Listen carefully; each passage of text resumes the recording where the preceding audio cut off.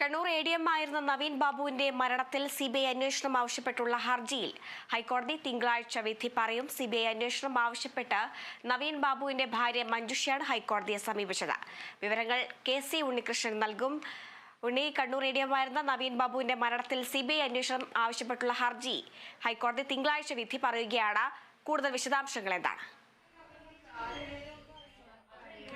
ഹരിത, നവീൻ ബാബുവിന്റെ മരണത്തിൽ CBI അന്വേഷണം ആവശ്യപ്പെട്ട് കുടുംബം നൽകിയ ഹർജിയിലാണ് നിർണായകമായ വിധി തിങ്കളാഴ്ച വരുന്നത്. ജസ്റ്റിസ് കൗസറുടെ ഭാഗത്താണ് വിധി പറയുക. എന്തായാലും ഈ കേസുമായി ബന്ധപ്പെട്ട് ചില കാര്യങ്ങൾ, അതായത് നവീൻ ബാബുവിൻ്റേത് കൊലപാതകമാണോ എന്ന് സംശയമുണ്ടെന്നും CPM നേതാവ് പ്രതിയായ കേസിൽ സംസ്ഥാന പോലീസ് അന്വേഷണത്തിൽ വിശ്വാസമില്ലെന്ന് ഉൾപ്പെടെയുള്ള കാര്യങ്ങളാണ് ഭാര്യ മഞ്ജുഷ വാദിച്ചത്. നേരത്തെ അത്തരം കാര്യങ്ങൾ ചൂണ്ടിക്കാണിച്ചിരുന്നു. ഇതെല്ലാം കൂടി ഉൾപ്പെടുത്തിക്കൊണ്ടാണ് അന്ന് ഹർജി നൽകിയിരുന്നത്. തുടർന്നാണ് ഈ CBI അന്വേഷണം വേണമെന്ന ആവശ്യം കുടുംബം ഉന്നയിച്ചത്. കൂടാതെ ഈ CBI വരേണ്ടെന്നും കുടുംബത്തിന്റെ ആശങ്കകൾ പരിഹരിക്കും വിധം അന്വേഷണം പൂർത്തിയാക്കുമെന്നായിരുന്നു സർക്കാരിന്റെ നിലപാട്. അതിനിടയിൽ CBI കോടതി ആവശ്യപ്പെട്ടാൽ അന്വേഷണം ഏറ്റെടുക്കാൻ തയ്യാറാണെന്നും വ്യക്തമാക്കുന്നൊരു സാഹചര്യം ഉണ്ടായിരുന്നു. പ്രധാനമായും കുടുംബം ആരോപിച്ചൊരു കാര്യം, ഈ പ്രതിക്ക് രാഷ്ട്രീയ ബന്ധമുണ്ടെന്നാണ് നവീൻ ബാബുവിന്റെ ഭാര്യ പറഞ്ഞത്.